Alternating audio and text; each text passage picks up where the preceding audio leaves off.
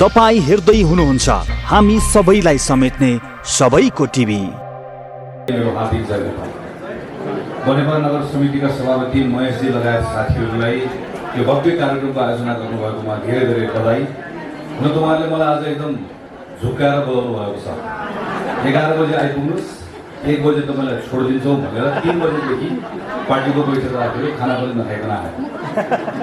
तर मलाई केही पनि गुनासो छैन। गुनासो कतिखेर चाहिँ हुन्छ भने यति धेरै पार्टीहरूलाई साथीहरूलाई पार्टीमा प्रवेश गराइसके पछाडि र हामीहरू साथीहरूले यहाँ घन्टौँ तपाईँहरूसँग बसिसके पछाडि पनि बनेपा लगायत अन्य पालिकाहरूमा वैशाख 30 गते जितेन भने चाहिँ हाम्रो गुनासो हुन्छ। मलाई यो विश्वास आज जति साथीहरू स्वकृष्ण वैद्य भर्खर हामीले सुनिनुभएको कुराहरू सुन्यौँ। आज हामीले सुन्न पाएको भए पूर्व सिडिओ साहब प्रवेश गर्नुभएको छ, पूर्व मेजर साहब प्रवेश गर्नुभएको छ, जनमुक्ति सेनामा काम गर्नुभएको साथीहरू, अब एकदम काबिल साथीहरू, कोही पाको साथीहरू, कोही तन्नेरी साथीहरू, फरक फरक गाउँका साथीहरू, बनेपाको साथीहरू आज जुन पार्टी प्रवेश गर्नुभएको छ, यसले मैले जुन एउटा विश्वास राखेको छु त्यसको मलाई एउटा आधार दिएको छ। निर्वाचनको पूर्व सन्ध्यामा यति धेरै महत्त्वपूर्ण साथीहरूलाई हाम्रो घरमा स्वागत गर्न पाउँदै गर्दा आज हामी सबैलाई अत्यन्त हर्षको अनुभव भइरहेको छ। हाम्रो घर थप उज्यालो भएको छ, हामी थप समृद्ध भएका छौँ। तपाईँले दिएको ताकतलाई हामी निर्वाचनमा विजयमा यसलाई बदल्नका निम्ति प्रयोग गर्ने कुराको विश्वास पनि व्यक्त गर्छौँ। हामीले वैशाख 30 गते निर्वाचनको लागि घर घर जाउँ, काङ्ग्रेस हटाउँ भन्ने अभियान हिजोबाट प्रारम्भ गऱ्यौँ। आदरणीय उर्मिला दिदी यहाँ तपाईँहरूका केन्द्रीय प्रतिनिधि भएर आउनुभएको छ। 2 जना अरू केन्द्रीय सदस्यहरू मधुदाई गणेशजी यहीँको केन्द्रीय सदस्य साथीहरू हुनुहुन्छ। हुन त उहाँहरू अरू जिल्लामा खटिनु भएको छ, तर पनि यहाँको कार्यक्रममा सहयोग गर्नुहुन्छ नै। भर्खर निर्वाचित भएर आउनुभएको मेरो अभिन्न मित्र तीर्थजी यहाँको सभापति हुनुहुन्छ र विभिन्न तहमा भएको सबै साथीहरू मिलेर यो अभियानलाई सम्पूर्ण रूपमा सफल बनाउनुहुन्छ भन्ने विश्वास पनि व्यक्त गर्छु। स्थानीय निर्वाचन हो, स्थानीय निर्वाचनका स्थानीय मुद्दाहरू हुन्छ। हामी कहीँ निर्वाचन जितेका छौँ, कहीँ निर्वाचन हारेका छौँ, कुनै वडामा जित्यौँ, कुनै वडामा हार्यौँ। जितेको ठाउँमा हामीले के गर्यौँ, हामी अरू के गर्न चाहन्छौँ, हामी पराजित भएको ठाउँमा हामी भएको भए के गर्थ्यौँ, ती मुद्दाहरू हुन्छन्। निर्वाचनमा उम्मेदवारको पनि आफ्नै अर्थ हुन्छ। उम्मेदवारको अर्थ छैन भनेर म भनिदिएको छु, आफ्नै अर्थ हुन्छ। हामी पार्टी मन पर्यो, उम्मेदवार मन परेन भनेको सुन्छौँ कहिलेकाहीँ मतदाताहरूले। उम्मेदवार मन पर्यो, पार्टी मन परेन, कहिलेकाहीँ यो पनि आउँछ। यो खालको स्थितिहरू रहन्छ मतदाताका सन्दर्भमा। तर आम रूपमा बहुदलीय व्यवस्था भएको हुनाले गर्दा मूलत निर्वाचनमा हामीले हेर्ने भनेको कुन दललाई रोज्ने भनेर हेर्ने नै हो। किनकि उम्मेदवार पनि दलको प्रतिनिधि नै हो र दललाई हेर्दै गर्दा निर्वाचनमा हेर्ने के हो, एउटा दलको विचार, दर्शन, इतिहास, नेता, नेतृत्व, कार्यक्रम अर्थात् दलको एउटा परिचय हुन्छ, त्यसलाई हामी हेर्छौँ। त्यो बाहेक हामीले हेर्ने भनेको एउटा निर्वाचन अर्को निर्वाचनको बिचको जुन अवधि हुन्छ, त्यो अवधिमा जिम्मा पाएको दलले के गर्यो त्यसको मूल्याङ्कन गर्ने हो र त्यस पछाडि अर्को अवधिलाई मैले जिम्मा दिएँ भने के गर्छ भनेर त्यसको आकलन गर्ने। जम्मा निर्वाचन भनेको यति मात्र हो। यही सेरोफेरोमा म आफ्नो कुराहरू राख्छु। 2074 सालमा निर्वाचन गऱ्यौँ हामीले। त्यो निर्वाचन स्थानीय निर्वाचनको चर्चा गर्दिनँ, तपाईँलाई आफैले त्यसको बारेमा थाहा छ। 2074 सालमा निर्वाचन गरेपछि 2079 सालका निम्ति 5 वर्षको लागि निर्वाचन भयो। नेपाल कम्युनिस्ट पार्टीले शानदार बहुमतका साथमा 5 वर्ष सरकार चलाउने जिम्मा पायो। माथि सङ्घको पनि पायो, प्रदेशको पनि पायो। यो 5 वर्षको निम्ति संविधानले यो नेपाल कम्युनिस्ट पार्टीलाई दिएको केही निश्चित दायित्वहरू थियो र नेपाल कम्युनिस्ट पार्टी आफैले गरेको केही बाचाहरू थियो। 5 वर्ष मैले सरकार चलाउन पाएँ भने म यो गर्छु भनेर उसले हामीलाई औँला भाँचेर भनेको थियो। उदाहरणको लागि उसले हामीलाई भनेको थियो वर्षको म 5 लाख रोजगारी सिर्जना गर्छु। उसले हामीलाई भनेको थियो 2 वर्षभित्रमा म नेपाललाई कृषिमा आत्मनिर्भर बनाउँछु। उसले हामीलाई भनेको थियो 5 वर्षभित्रमा म कृषिमा यति धेरै उत्पादन गर्छु कि त्यो उत्पादन बेचेर हाम्रो सबै धनसार खुद्रुके सबै बाहिरको पैसा मुद्रा आर्जन गरेर त्यसबाट भरिनेछ। उसले हामीलाई भनेको थियो पूर्वदेखि पश्चिमसम्म जाने राजमार्गलाई 5 वर्षभित्र 6 लेनको बनाउँछु। राजमार्गमा गाडीमा कुद्न मन नलाग्नेहरूको लागि छेउमा कुद्ने छुकछुके रेल पनि म सँगसँगै कुदाउँछु भनेर उसले हामीलाई बाचा गरेको थियो। यो मैले कतैबाट टिपेर ल्याएको होइन, यो नेपाल कम्युनिस्ट पार्टीको घोषणा पत्रको कुरा हो। घोषणा पत्रको मात्र होइन, तपाईको ठाउँमा भोट माग्न आउँदै गर्दा मेरो ठाउँमा भोट माग्न आउँदै गर्दा 5 वर्षको लागि जिम्मा दिनुस्, मैले यो कामहरू गर्छु भने हामीले पनि त्यस्तै के भनेका थियौँ।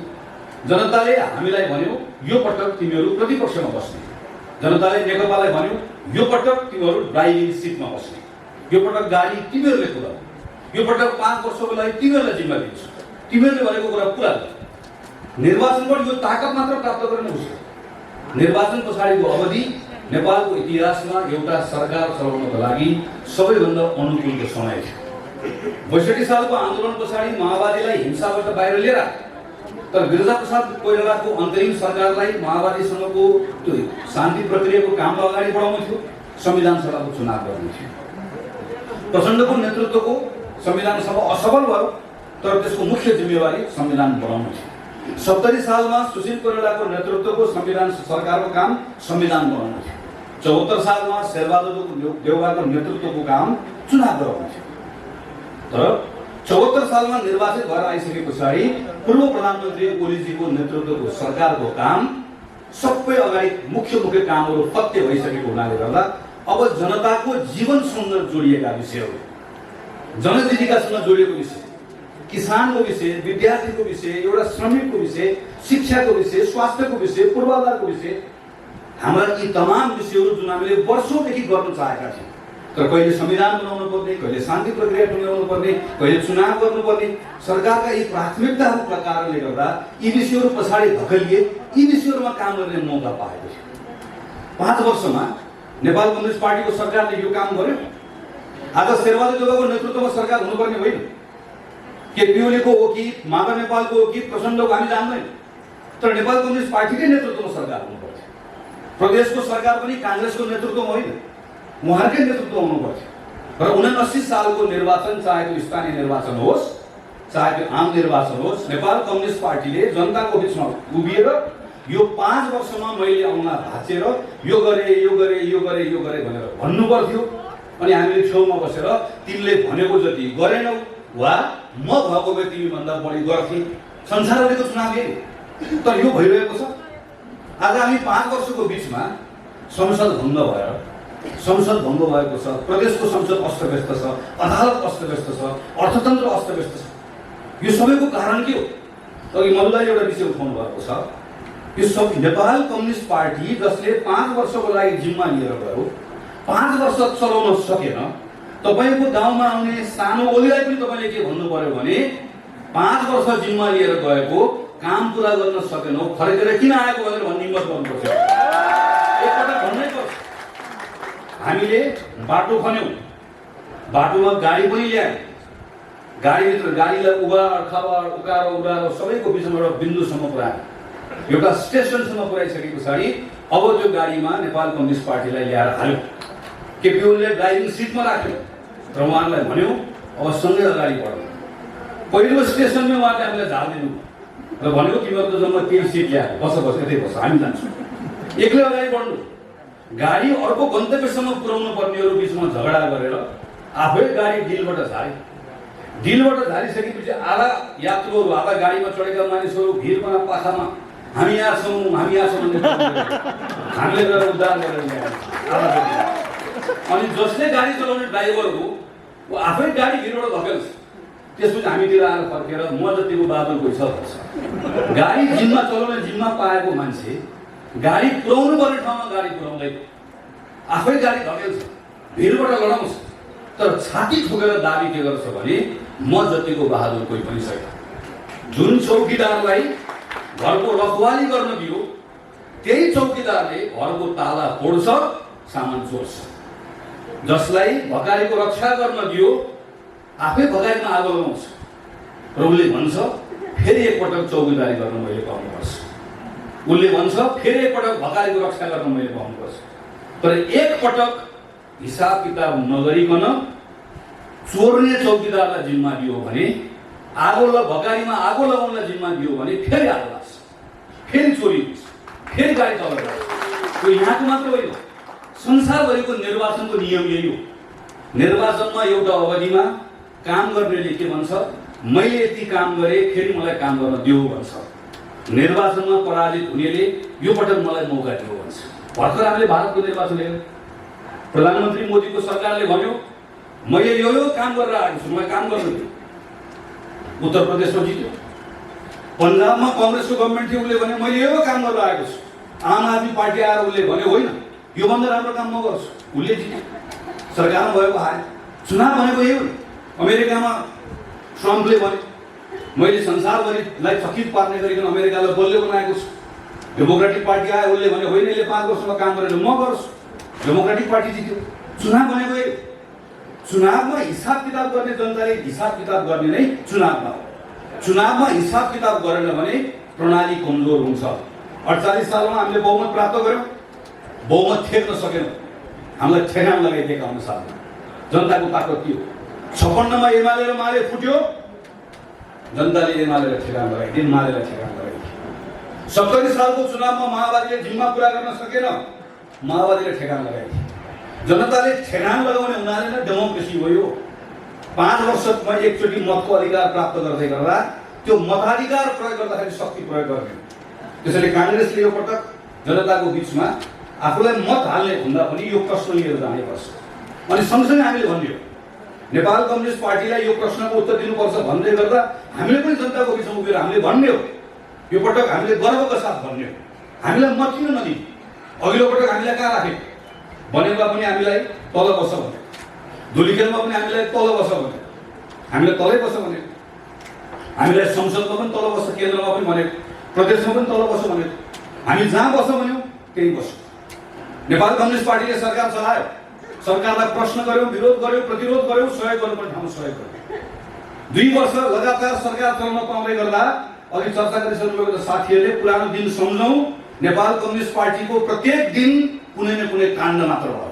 काण्ड रचाउने ठुल्ठुला ओलीहरू मध्येका सानसानो ओलीहरू तपाईँको गाउँतिर पनि घुमिरहेका छन्। जताततै भयो। हामीले प्रश्न गर्यौं, कोभिड आयो, हामी करिब करिब बोलचाल नहुने अवस्था थियो। संसदमा हामी लगातार अनेक विषय उठाइरहेका थियौँ।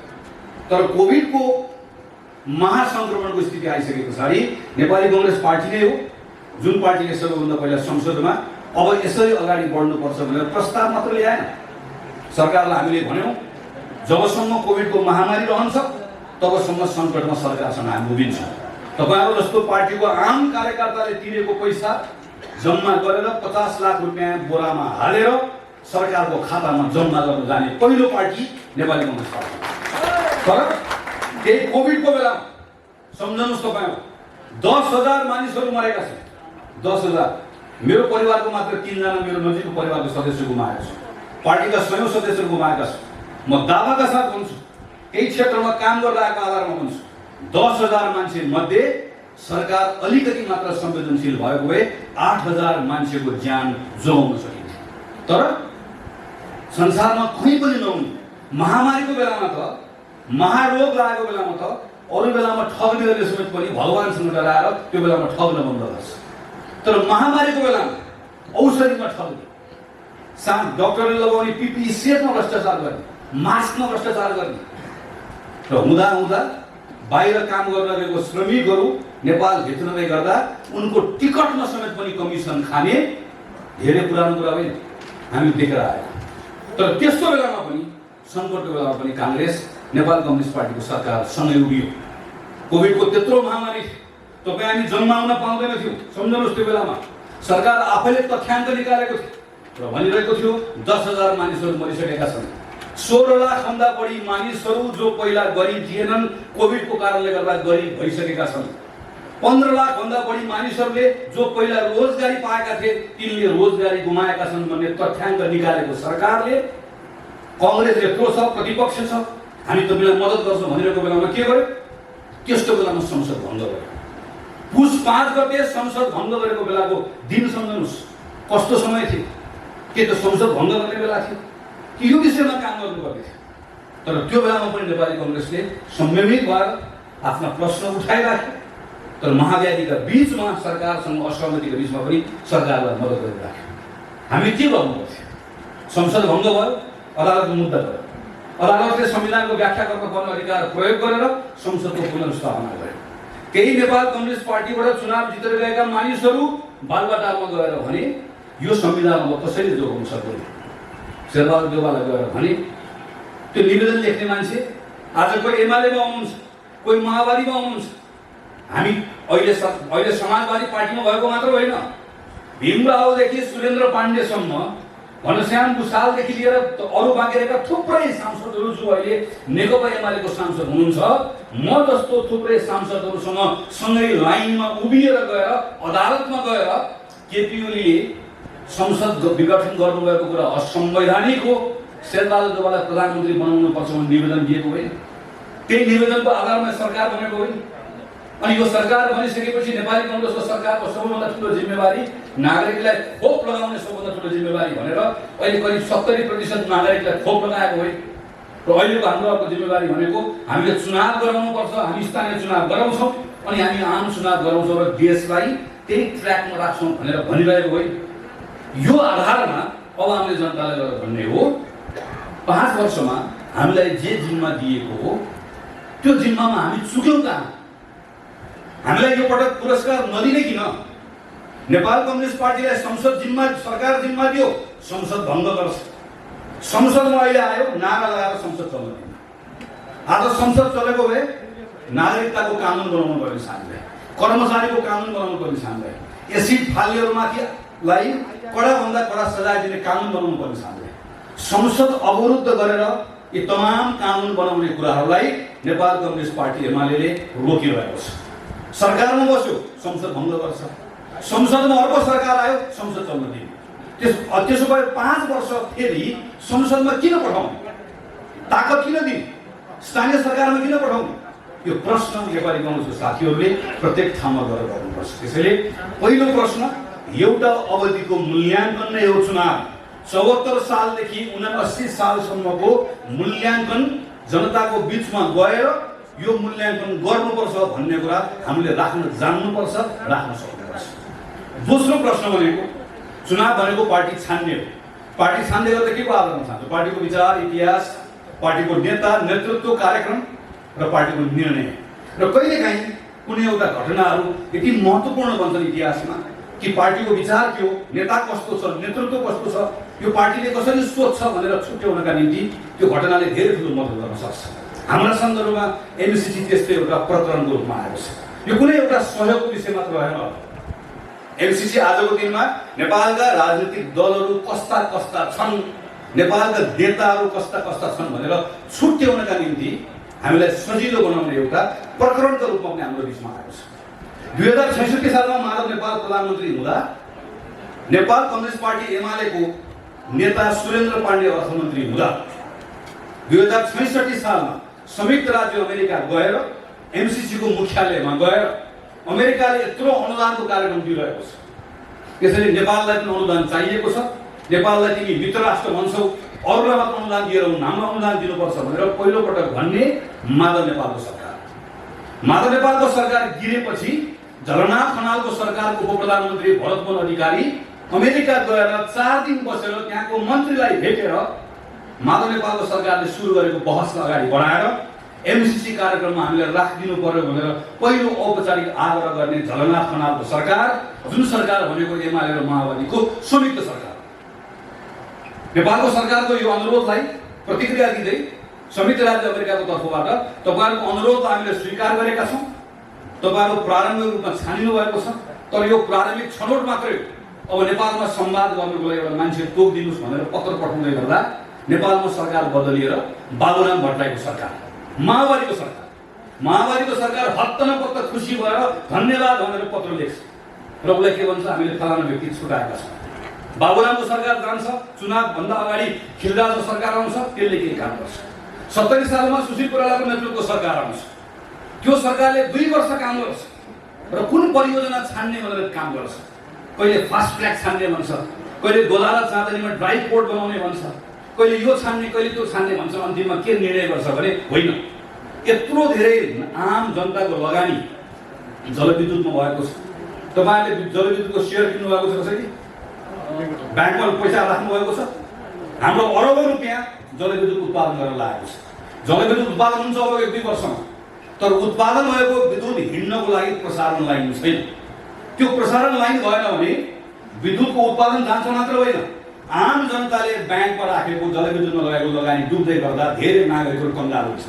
त्यसैले अहिले फास्ट ट्र्याकमा होइन, अहिले ड्राई पोर्टमा होइन, अहिले प्रसारण लाइन बनाउनका निम्ति अनुदान प्रयोग गरौँ भनेर सुशील कोइरालाको नेतृत्वको सरकारले निर्णय गर्छ। त्यो सरकारको उपप्रधानमन्त्री को हुन्छन्? वामदेव गौतम। काङ्ग्रेस र एमालेको सरकारले निर्णय गर्छ। अनि 2072 सालको सुशील कोइरालाको सरकार हटेपछि केपी ओलीको सरकार आउँछ। अनि केपी ओलीको सरकारले अझ अगाडि बढेर के भन्छ भने सुशील कोइरालाको नेतृत्वको सरकारले निर्णय गरे अनुसार अब प्रसारण लाइनमा पैसा दिने हो, तर पैसा लिने सम्झौता लेख्नु पर्यो।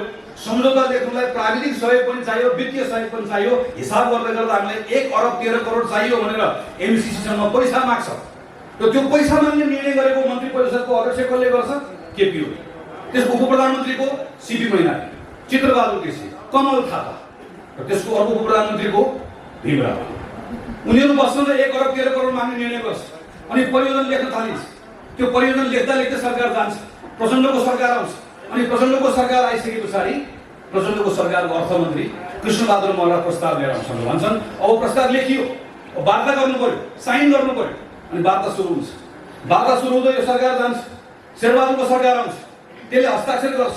हस्ताक्षर गर्नुभन्दा पहिला मन्त्री परिषदले पारित गर्छ। त्यो मन्त्री परिषदमा आधा काङ्ग्रेस हुन्छ, आधा को हुन्छ? माओवादी। शेरबहादुर सरकार जान्छ, केपी ओलीको सरकार आउँछ। केपी ओलीको सरकार भनेको अहिलेको एमाले, समाजवादी, सबै माओवादी, सबका झन्टै सब मिलेको सरकार। अनि यो सबै सरकार बस्छन्। 2075 साल माघको 25 गते मजाले हिटर बालेर म्याकबुक खोलेर बैठक बस्छ। अनि बैठकमा निर्णय गर्छन् र भन्छन् अब एमसीसी पास हो, यसलाई संसदमा लानुपर्छ, खुसी गरेर लड्नु जान्छन्। सकियो। 2075 सालको जेठ 15 गते संसदमा दर्ता गर्छ, पास गर्नु पर्यो। अनि त्यस पछाडि नेपाल कम्युनिस्ट पार्टीभित्र झगडा सुरु हुन्छ। अर्कै विषय, माओवादीको पूर्व माओवादी र पूर्व एमाले बिचमा लडाइँ सुरु हुन्छ। केपी ओली र प्रचण्ड दुईटा पाइलट भएर प्लेन चलाउन सक्दैन, झगडा गर्छन्। अनि झगडा गर्न बहाना खोज्छन्। अनि बहाना खोज्दा एमसीसी बहाना गर्छ। अनि एकैपटक आफूले हस्ताक्षर गरेको कुरा भन्दैन। त्यसपछि गएर त्यही भित्रबाट नेता निस्कन्छ र उसले भन्छ यो राष्ट्रघाती सम्झौता गर्न पाइँदैन, यो सम्झौता गर्नेहरू गद्दार हुन्, यो सम्झौता गर्नेहरू दलाल हुन् भनेर भन्छ। अनि बिस्तारै उसले जनताको बिचमा के भन्न थाल्छ? यो सम्झौता गरेर अमेरिकी सेना आउँछ। उसले के कुरा लुकाउँछ भने यो सम्झौतामा कहीँ कतै पनि बरु अरू कुरा लेखिएको छ, नलेखिएको छ भने के लेखिएको छ भने यो सम्झौता बापत 1 रुपैयाँ पैसा पनि कुनै पनि सैन्य कुरामा खर्च गर्न पाइँदैन। यो सम्झौता गरेको हुनाले नेपाल न अमेरिकाको न अमेरिका नेपालको, यस्तो सम्झौता हिजो भारतसँग पनि गर्यो, न नेपाल भारतको, चीनसँग गर्यो, भोलि गरिँदैछ फेरि। यस्तो सम्झौता गरे बापत कुनै पनि, नेपाल मात्र होइन, कुनै पनि देशको सैन्य गठबन्धनमा बस्नु पर्दैन, खास नेता। तर उ लुकाउँछ, किनकि आफ्नो दलले झगडा गर्नुपर्छ। उसले आएर के भनिदिन्छ? यो सम्झौता पारित गरेर अमेरिकी कानुन लागू हुन्छ भनिदिन्छ। अनि उसले एउटा अङ्ग्रेजीमा लेखेको एउटा सानो सम्झौता बोक्छ, टेलिभिजनमा अन्तर्वार्ता दिन्छ। ल हेर्नुहोस् भन्छ। उसलाई राम्रोसँग थाहा छ यस्तो सम्झौता दर्जनौँ देशसँग नेपालले पहिला पनि गरेको छ। सम्झौताको एउटा भाषा हुन्छ, त्यसमा के लेखिएको छ? यो 60 अरब रुपियाँ पैसा अमेरिकाले नेपाललाई दिएको, यो पैसा जेमा दिएको त्यसमा मात्र खर्च गर्न पाइन्छ, योभन्दा बाहेक अन्य कुरामा खर्च गर्न पाइँदैन। जापानले अहिले पैसा दिएर हामी सुरुङ बनाउँदैछौँ भविष्यमा, त्यो सम्झौता पनि त्यही लेखिएको छ। यो पैसाले, त्यो ऋण हो, यो पैसाले सुरुङ बनाउन पाउँछौँ, तर जापानको स्वार्थ विपरीत प्रयोग गर्न पाउँदैनौँ। चीनको पैसाले एयरपोर्ट बन्दैछ पोखरामा, त्यो सम्झौतामा त्यही लेखिएको छ। यो पैसाले एयरपोर्ट बनाउन पाउँछौँ, तर यो पैसा चीनको विरुद्ध प्रयोग गर्न पाउँदैनौँ। नेताजी जापानको सम्झौताको बारेमा भन्दैन, चीनको सम्झौताको बारेमा भन्दैन, वो अमेरिकासँग पहिला गरेको सम्झौताको बारेमा भन्दैन, किनकि उसलाई ढाँट्नु छ, उसलाई तर्साउनु छ। उसले आएर के भनिदिन्छ? यो सम्झौता गर्यो भने त अब अमेरिकी कानुन लागू हुन्छ भनिदिन्छ। नेताजीले के भनिदिन्छ गाउँमा गएर भने यो सम्झौता लागू भयो भने अब गोराहरू नेपालमा आएर गाडी चलाउँदा मान्छे मारे भने पनि, सायद तपाईँको गाउँमा पनि भएको, अथवा कहीँ कतै कुनै हाम्रो चेलीबेटीलाई तलमाथि गरेको कानुन लागेन भनेर भनिदिन्छ। जब नेताजीले राम्रोसँग थाहा छ कि संसारमा थुप्रै देशहरूमा भएको जस्तै हाम्रो देशमा पनि अभ्यास छ कि नेपालको राजदूत अमेरिका गएका छन्, श्रीकान्त छ। नेपालको राजदूत शङ्कर शर्मा भारत जानुभएको छ, नेपालको राजदूत चीन जानुहुन्छ, अमेरिका, संसारभरि जहाँ गयो भने पनि राजदूत र नेपालको कूटनीतिज्ञहरूलाई त्यो देशमा एउटा विशेष कानुन हुन्छ। जसरी अमेरिका, चीन, भारत, जापानको लागि पनि यहाँ विशेष कानुन हुन्छको अर्थ कानुन उल्लङ्घन गर्न पाइन्छ भनेको होइन। उसलाई अन्तर्राष्ट्रिय कानुन लाग्छ भने उसले के पनि अपराध गर्ने छुट हुँदैन। संसारभरि छ, नेपालमा पनि छ, अभ्यास गरिरहेको छौँ, वर्षौँदै गरिरहेका छौँ, तर उसले के पनि भन्दैन। उसले के भन्छ भने यो कानुन लागू भएपछि यस्तो हुन्छ भन्छ। एसियाली विकास ब्याङ्कले सहयोग गरेर ऋण दिएर काठमाडौँमा मेलम्ची खानेपानी आयोजना चलिरहेको छ। मेलम्ची खानेपानी आयोजनाको नाम मेलम्ची खानेपानी आयोजनाको सट्टा एसियाली विकास ब्याङ्क खानेपानी आयोजना राख्न मिल्थ्यो। जसरी अमेरिकाको पैसामा बनेको प्रसारण लाइनको आयोजनाको नाम एमसिए राख्नुको सट्टा रातोमाटे बुटवल प्रसारण लाइन आयोजना राख्न मिल्थ्यो। राख्न हामीले के राख्यौँ? एमसिए राख्यौँ। अब एमसिए को नाममा नुवाकोटमा जग्गा छ, मेलम्चीको नाममा सिन्धुपाल्चोकमा जग्गा छ। नेताजीले के भन्छ? मेलम्चीको लालबजारमा पाउँछ, अनि एमसिए को नाममा लगाइदिनुहोस्। एमसिए को नाममा नुवाकोटमा जग्गा छ, अब जग्गा लग्यो भन्छ। त्यो जग्गा कसको नाममा हो? त्यो जग्गा भनेको चाहिँ तपाईँको यहाँको अस्पतालको जग्गा कसको नाममा हुन्छ? स्वास्थ्य मन्त्रालयको नाममा हुन्छ। तपाईँको यहाँको खानेपानीको कार्यालय कसको नाममा हुन्छ? खानेपानीको नाममा हुन्छ। त्यो खानेपानीको अड्डाको नाममा जग्गा रह्यो भनेको जस्तै हो। मेलम्चीको नाममा जग्गा रह्यो भनेको पनि नेपाल सरकारकै जग्गा हो। एमसिएको नाममा जग्गा रह्यो भने नेपाल सरकारकै नामको जग्गा हो, किनकि त्यो नेपाल सरकारकै एउटा समिति हो। तर नेताले तपाईँलाई भन्दैन, नेताले तर्साउँछ। यस्ता प्रत्येक कुरामा तर्साउँछ, जानी जानिकन तर्साउँछ, किनकि उसलाई धन्दा चलाउँछ। उसलाई थाहा छ उसको यस्तो धन्दा चल्छ, उसलाई थाहा छ उसको यस्तो दोकान चल्छ। उसले सुरुमा कम्युनिस्ट पार्टीभित्रको झगडामा एउटा नेताले अर्को नेतालाई ठेगान लाउनका निम्ति यसलाई प्रयोग गरे।